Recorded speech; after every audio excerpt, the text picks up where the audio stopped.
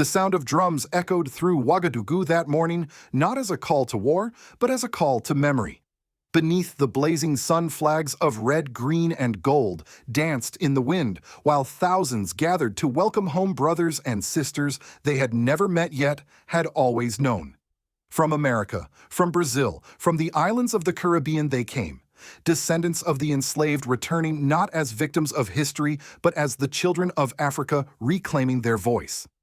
And when President Ibrahim Traoré stepped to the podium, his words pierced deeper than any speech from a politician. And no one can tell our story better than we can.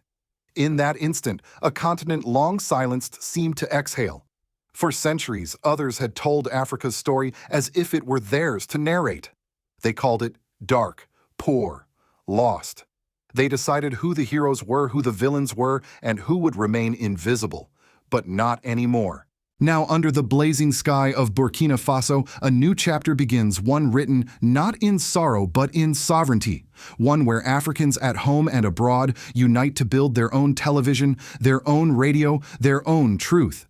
Because this time the world will hear Africa's voice not through the lens of pity or power, but through the dignity of its people.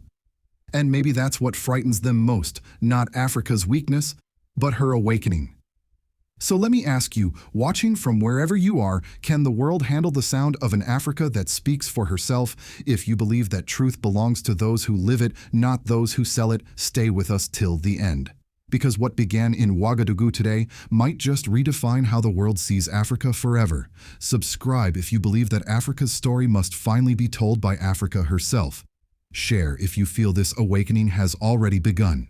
The day began with a sound no microphone could capture, the low hum of a continent remembering itself. At the heart of Ouagadougou, Burkina Faso's capital, a convoy of buses pulled into Revolution Square. From them stepped men and women of every shade of brown, elders from Harlem, young musicians from Kingston, community leaders from Accra, and pastors from Port-au-Prince. They carried flags, drums, and tears. For them, this was not tourism. It was homecoming. The banner above the stage read, "Welcome home, children of Africa." And at the center of that stage stood President Ibrahim Traoré, the soldier-turned-statesman, the young leader whose simple green beret had become a symbol of African rebirth. He waited as silence fell, then spoke softly, but with a force that carried through the crowd and far beyond. "We are fighting for Africa. We are fighting for the dignity of the black man. We are fighting for the well-being of our people, just as others fight for theirs." Those words were not a speech, they were a declaration. The audience, thousands strong, stood in rapt attention. Some wept openly. Others lifted their hands to the sky. It was the sound of generations finding meaning again. Behind him sat a delegation representing the African diaspora, those whose ancestors were scattered across oceans through centuries of slavery and colonization.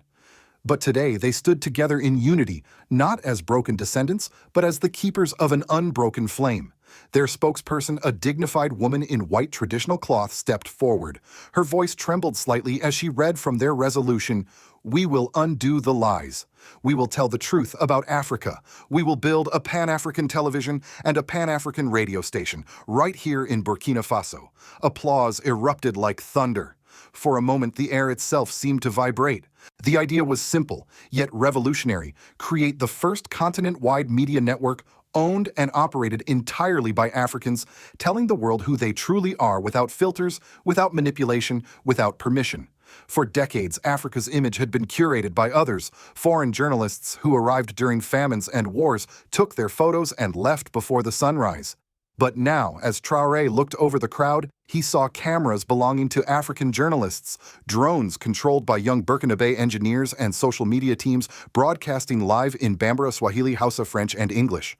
This was no longer about information, it was about liberation. Traoré continued, "They told us it was impossible to rise. They told us our heroes failed. But impossible is not African." Behind him, a giant screen displayed the faces of African icons: Thomas Sankara, Patrice Lumumba, Nelson Mandela, Kwame Nkrumah, each appearing in sequence like spirits returning to witness this moment. As the sun began to set, the diaspora delegation approached the podium one last time.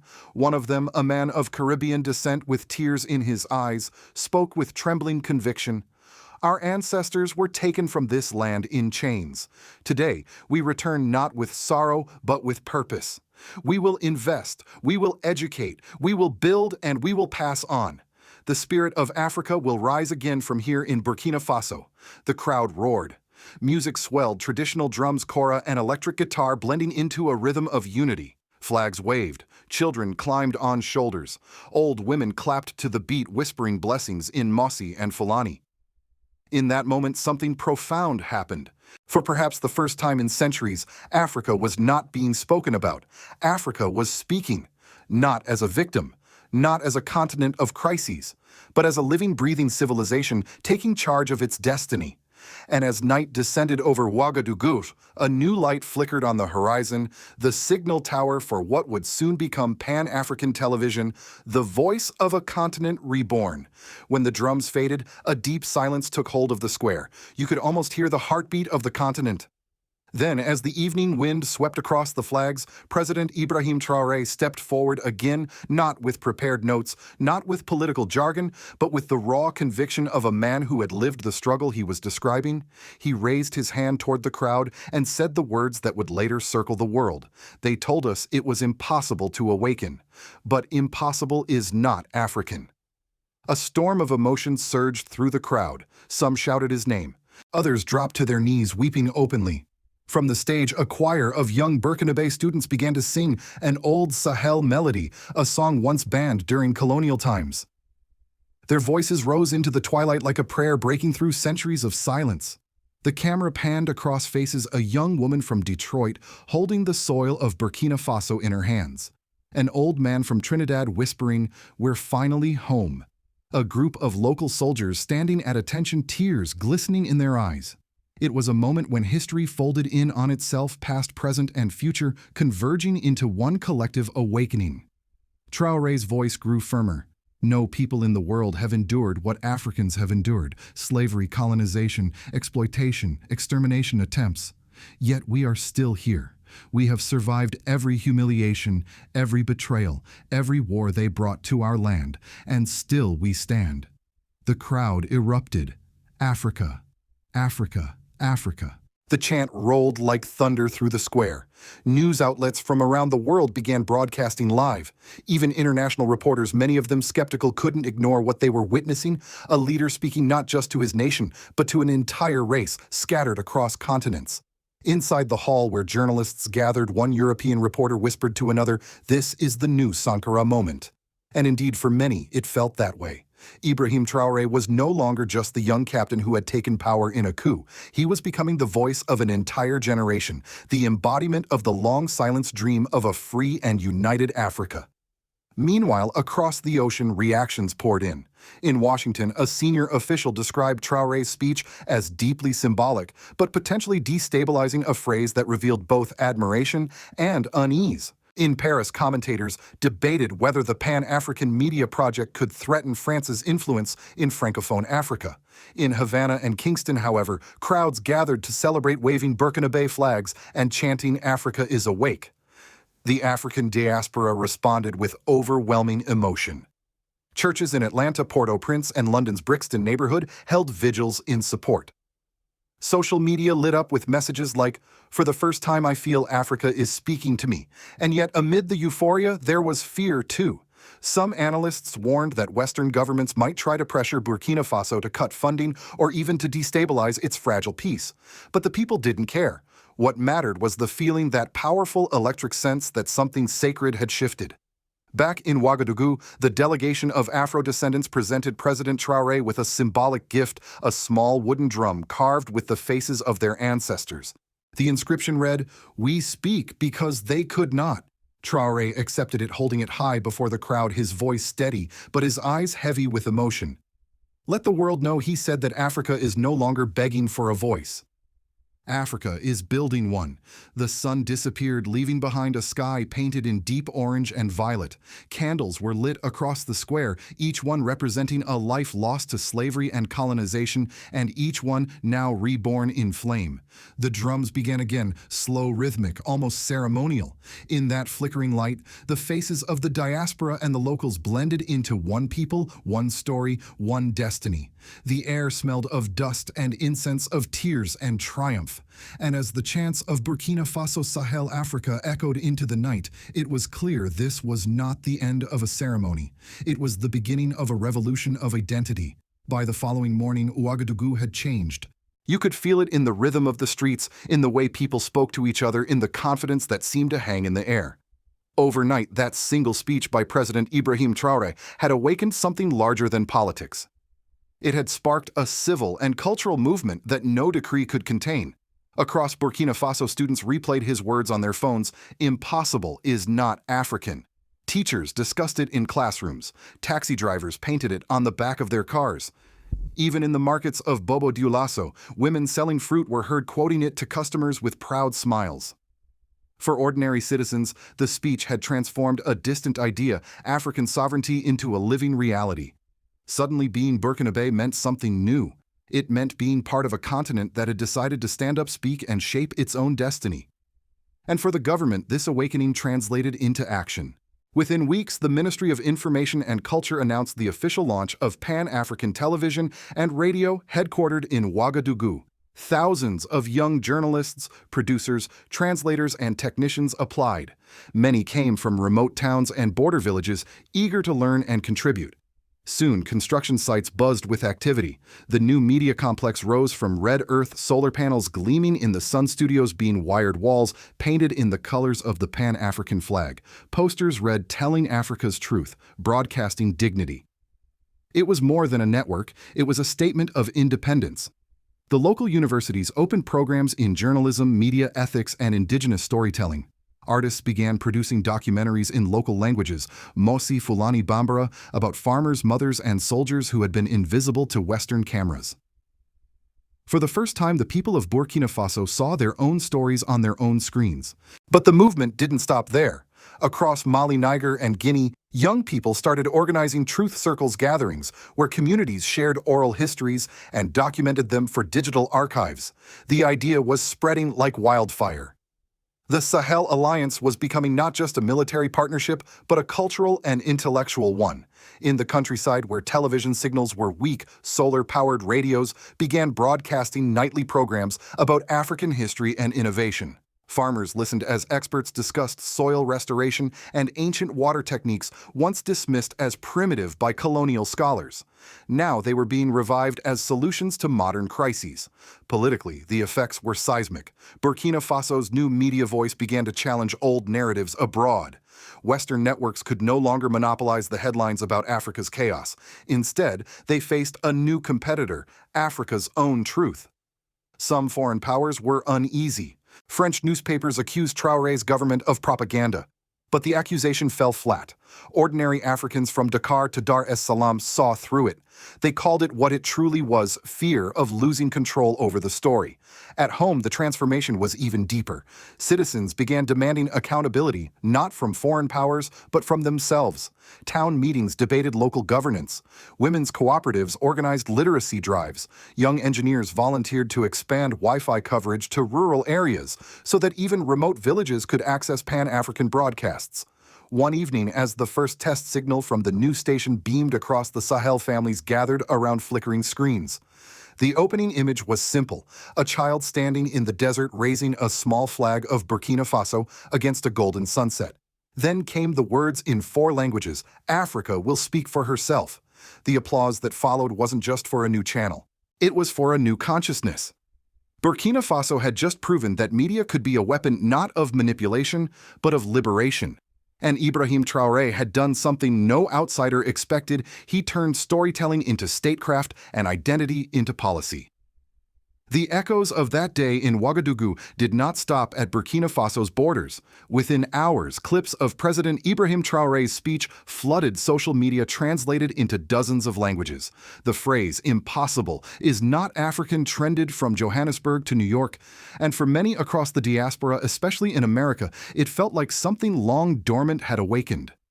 In Atlanta and Chicago, African-American pastors quoted Traoré from their pulpits. At Howard University and Morehouse College, students debated the meaning of a Pan-African media revolution. For the first time in decades, Africa wasn't just appearing in Western headlines as a site of tragedy or crisis, it was appearing as a source of philosophy, leadership, and renewal. In Washington, the State Department's early response was measured, cautious. A spokesperson called the event a notable display of African unity, but behind closed doors, analysts worried. One internal report leaked to the press described Burkina Faso's project as a strategic narrative shift that could weaken Western influence across the continent. At the Pentagon, Africa Command requested a briefing. Why? Because media is power, and for the first time in modern history, Africa was claiming that power for herself. In Europe, the reaction was more overt. French newspapers called Traoré's initiative a cultural coup. British broadcasters accused him of undermining democratic communication norms. But the irony was not lost on African commentators. Those same outlets had spent decades shaping Africa's image through their own narrow lenses. Now they were simply afraid of competition. Meanwhile, across Latin America and the Caribbean, leaders in Cuba, Jamaica, and Brazil hailed the moment as a turning point for the global South. In Havana, murals appeared overnight showing Traoré alongside Thomas Sankara and Che Guevara under a single line: "Media is the new revolution." But perhaps the most surprising reaction came from ordinary Americans, the viewers who had once believed Africa was nothing more than what the news showed them. For many older Americans who had lived through the civil rights era, the images of Black unity and dignity struck a familiar chord. They saw in Traoré's defiance the echo of Dr. King's dream, Malcolm X's pride, and the global soul of Pan-Africanism reborn. Commentators on independent platforms like Democracy Now! And the Real News Network began asking hard questions.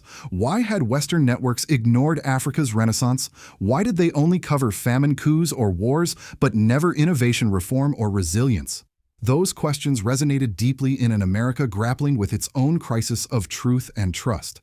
In many ways, Traoré's call for Africans to tell their own stories paralleled the struggle of many Americans, especially Black and Indigenous communities, to reclaim their narratives from systems of distortion. Across the Atlantic, leaders from Russia and China quietly expressed support. Moscow described the Pan-African Media Network as a sovereign act of information independence. Beijing offered technical aid for broadcasting infrastructure.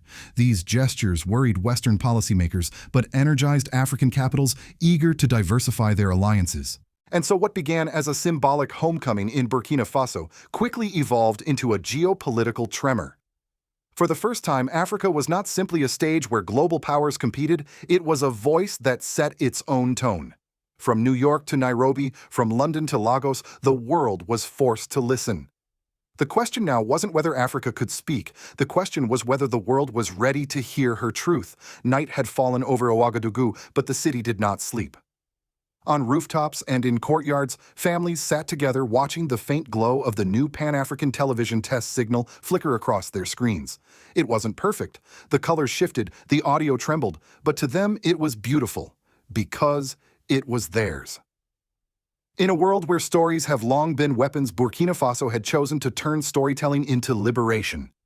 That choice, made by one of the smallest, poorest nations on Earth, had shaken the entire information order. But history has a way of testing those who dare to rewrite it. Already whispers were spreading in diplomatic circles: sanctions, disinformation campaigns, funding cuts. The same old tools that once silenced African voices were stirring again. And yet, as the candles burned across the Sahel that night, it was clear something irreversible had begun. This was not just about President Ibrahim Traoré. It was about a generation of Africans at home and abroad who had finally decided to look in the mirror and recognize themselves not as subjects of charity, but as architects of destiny. "We will not be complicit in making their lies come true," Traoré had said. "We will tell them that Africa is a continent of hope. Hope not as sentiment, but as sovereignty." That's what makes this revolution so dangerous to the powerful and so sacred to the people. For too long, Africa's greatness was buried beneath someone else's headlines. For too long, truth itself was imported, edited, and sold back to those who lived it. But now, from the dust of Burkina Faso, a quiet defiance is spreading, one broadcast, one story, one voice at a time. So to those watching from afar in Chicago, in Miami, in Detroit, ask yourself, what if the story of Africa is also the unfinished story of all Black humanity? What if every act of African awakening is also a reminder that truth belongs to those who dare to speak it? Because this is not just Africa's moment, it's a global reckoning. If the 20th century was the century of political independence, then the 21st must be the century of narrative independence, where nations no longer rent their dignity and where the Black world reclaims its own reflection. So let this message travel farther than the borders of the Sahel. Let it reach every heart that still believes in freedom. Please share if you believe that the story of Africa deserves to be told by Africans themselves. Subscribe if you believe that truth, not power, should decide how the world remembers us. Because what began as a signal from a small nation in West Africa may yet become the voice that changes the world.